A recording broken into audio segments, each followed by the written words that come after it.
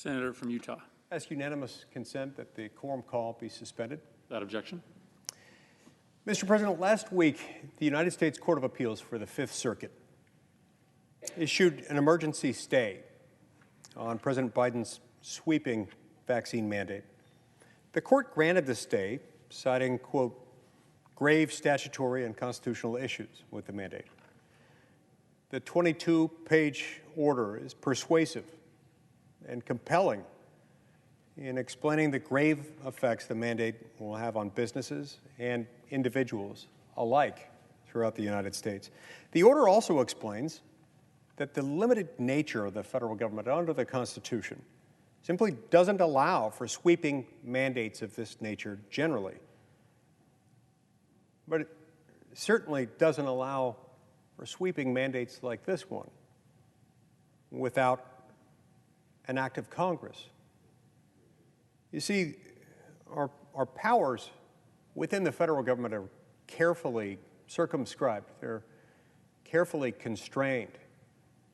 The Constitution brings about a balancing, a limitation on powers that operates along two axes. The vertical constraint is called federalism, and the horizontal constraint is something we refer to as separation of powers.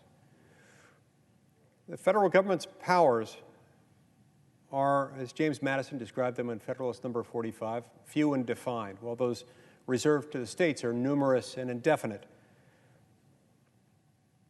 Likewise, within the three branches, we have these protections in place to make sure that no one person can exercise what power the federal government does have exclusively. They can't accumulate too much power. And so the President of the United States, under our constitutional system, isn't a king and may not rule by decree. He's not free to just do things because he thinks they're a good idea.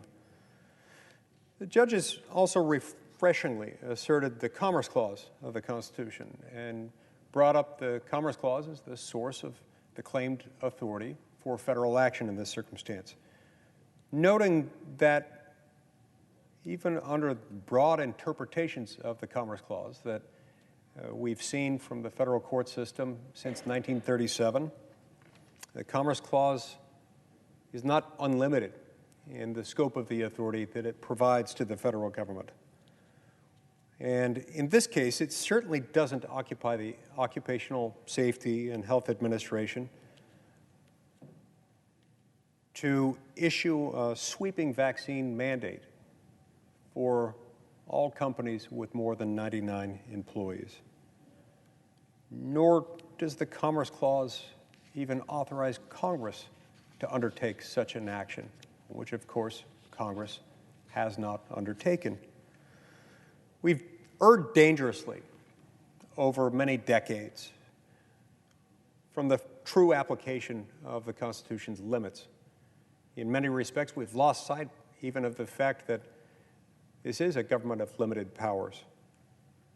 And now the lack of those limits, the lack of respect for those limits within those who operate the federal government, is placing millions of Americans at risk of not only becoming unemployed, but in many cases unemployable. Some in Congress are today taking it even farther and asking the President of the United States to impose a vaccine or test mandate as a conditioned precedent for interstate travel. Now, I've heard from hundreds of Utahns who are at risk of losing their jobs because of this now thankfully halted mandate. These are not bad people. To the contrary, they're good people. They're our neighbors and our friends. They're everyday Americans who are all too often just trying to get by, to provide for their families. They're not our enemies. And it's troubling to think that the President of the United States said on national television, no less, that he's, quote unquote, losing his patience with them. What does that even mean? In fact, recent polling numbers show that if anything, it appears to be the other way around. We're losing patience with him and with his broad assertions of authority that he doesn't even have. Now, I've come to the Senate floor about 15 times now to oppose this vaccine mandate. I've offered a dozen bills to limit, clarify, or otherwise counteract the vaccine mandate. Each time, one or another of my colleagues from the other side of the aisle has objected to what should be uncontroversial bills. Let's review each of these that we've gone through so far. Now, this started back on September 28th with S-2850. This bill, S-2850, would have provided exemptions for those with religious or moral objections to the vaccine mandate. President Biden significantly had promised these exemptions would be in the mandate. But for some reason that I struggle to understand, Senate Democrats nonetheless objected to passage of that bill. So then I came back and I offered up S-2840, the Don't Jab Me Act, a bill that would require that the federal government make those who suffer from the vaccine mandate to be made financially whole. Democrats rejected that bill, too. Next, I offered S-2843, the No Taxation Without Congressional Consent Act, a bill that would require congressional authorization before the fines associated with the mandate could be charged to businesses. Notwithstanding the fact that the Constitution is very clear about where taxes need to originate within our system of government, Democrats objected to that bill as well. So then I came back with another bill. This time it was S-2848, the Your Health Comes First Act. This is a bill that would offer exemptions from the mandate to those who have pre-existing medical or other health concerns about the vaccine. This is also another exemption that President Biden himself promised in his speech first announcing the vaccine mandate. But it's an exemption that the Senate Democrats apparently didn't feel worthy of codifying with legislation, and so they objected to that one too. This one was particularly surprising because if, in fact, President Biden himself felt comfortable with those exemptions, one would think that there wouldn't be discomfort with codifying what he himself should be the law. So then, in response to that, I returned to this chamber on another day, and I offered up S-2846, the Natural Immunity is Real Act. This bill would require that the federal vaccine mandate recognize natural immunity. Countries across the world recognize this immunity for the powerful protection that it in fact provides. Protection that, according to some studies, may be as much as 27 times stronger than that offered by the vaccine alone. Unfortunately, President Biden's mandate wasn't so generous on that point. But this bill, too, was rejected by the Democrats, disregarding science, showing the very real impact of natural immunity. So I came back and I offered up S-2847, the Let Me Travel America Act. Now, this bill would prohibit the requirement of vaccination before citizens could travel between the states. Apparently, Democrats want to leave that option open because they objected to that one, too. Well, that one's not in the vaccine mandate. It's feared, as I mentioned a few minutes ago, that that might be on the table. And apparently it still is, because people were unwilling to codify what should be a natural conclusion for most Americans to reach, which is that our right to travel from one state to another without permission from the federal government ought not be interfered with, that it's fundamental, that we shouldn't mess with it. That's why it was unfortunate that this one, too, drew an objection. So I returned. I hope that this body could give some assurance and some respect to the brave men and women of our military who are at risk of losing benefits and losing the right to serve over this vaccine mandate. So my bill that I offered that day, S-2842, the Respecting Our Service Members Act, would protect service members from losing their livelihoods and the benefits that they've accrued and earned through their valiant service as a result of the mandate. The Democrats objected to this one, too. That's particularly sad. These are heroes. These are people on whom we rely to keep us safe. We ought to give them more trust than that. We ought to not put them in a position in which many of them are facing a difficult decision. So I offered another bill. I returned to this body and I offered a bill that should be one of the least controversial measures that we've ever considered, not just about the vaccine mandate, but about anything. That bill, the Parental Consent Before Vaccination Act, would have simply required that parental consent be provided before COVID-19 vaccines are given to children. Democrats objected to that as well.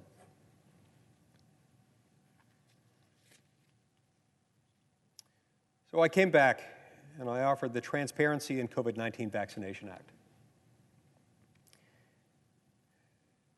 This bill would have provided information regarding vaccine side effects to the public. It would have just made sure that the American people have access to that information. I thought information would build confidence in the vaccines. The Democrats disagreed, and they objected. Apparently that was too much. I don't know why people wouldn't want more information. I actually think that would have built confidence in the vaccine, but apparently they didn't see it that way.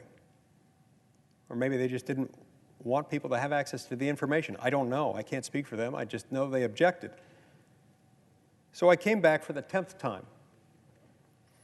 I offered up the Transparency in COVID-19 Research Act. This bill would have provided research and information drawn from that research that the American taxpayers are paying for to the public, that should be available to the public. We pay for that research. We ought to know what the findings are. I thought the government shouldn't have anything to hide, wouldn't have anything to hide here. But the Democrats disagreed, and they objected to that one as well. So I tried again. I came back and I offered up S-2851, the Transparency in COVID-19 Expenditures Act. This bill is just a good housekeeping measure. It's a common sense measure. It's not something that should have been either liberal or conservative or thought of as Republican or Democratic. It's just a good housekeeping matter. You know, I think it's strange that it would be controversial, given the simplicity of what it would do. It would simply call for an audit regarding how our COVID-19 funds have been spent. I thought the information would be helpful to us as we make policy moving forward. And yet Democrats objected to that one. So I tried again. I offered a 12th bill that would simply end the mandate. The No Forced Vaccination for COVID-19 Act would clarify that federal law does not authorize OSHA or any other federal agency to implement a general vaccine mandate. But the Democrats objected to that one, too. 12 times, Mr. President. 12 bills. Now, some were simpler than others. Some should have involved no controversy whatsoever. Some just asserted good principles of lawmaking or constitutionalism generally or federalism in particular. And each one was rejected. One right after the other, repeated 12 times. Thankfully, while some in this body have floundered, judges on the Fifth Circuit fulfilled their duty to the American people and their oath to the Constitution. That does not mean, however, that this fight is anywhere near over. It will continue in the courts, where the states and the Biden administration will each be able to make their case. But I'm also going to continue this fight here. I'll stand for those Utahns and those Americans who are at risk, specifically because of this mandate. It's also important, Mr. President, for us to remember that separate and apart from what the courts might do, we have an independent obligation, having each taken an oath to uphold and protect and defend the Constitution of the United States in the fulfillment of our duties. We need to make sure that before authority is exercised, especially authority operating in such a personal manner on such a personal issue as this, that power isn't being taken from those to whom it belongs. The power in our system of government belongs to the people. And in the absence of a delegation of power to the federal government, that power is retained by the states respectively or by the people. And so we ought to be looking at this carefully and closely, analyzing it on our own.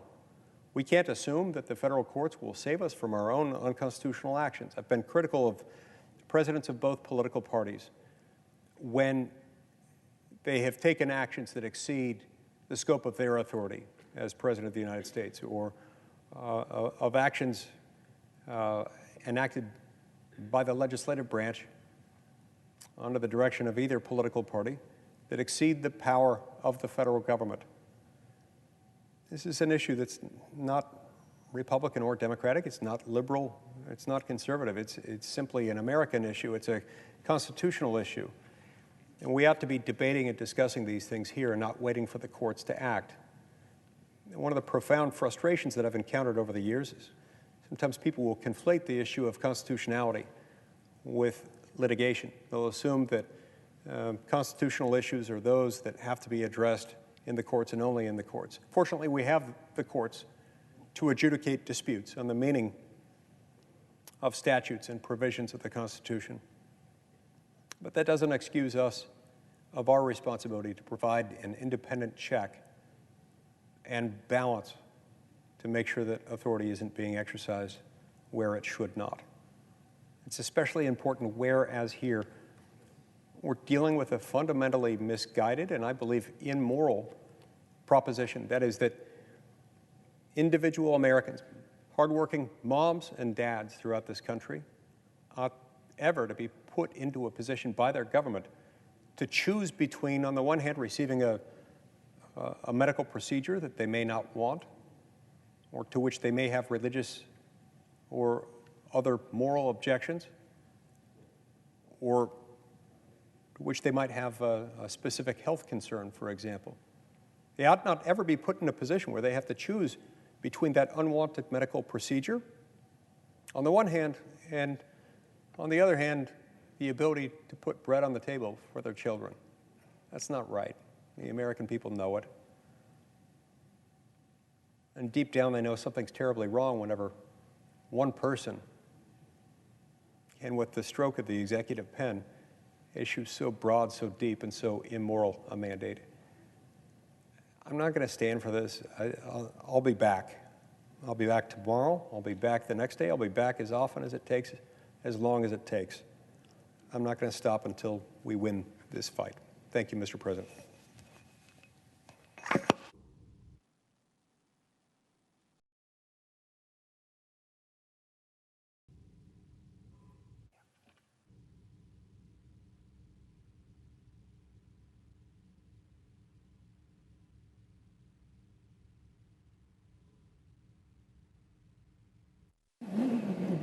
Note the absence of a quorum. Clerk will call the roll. Ms. Baldwin.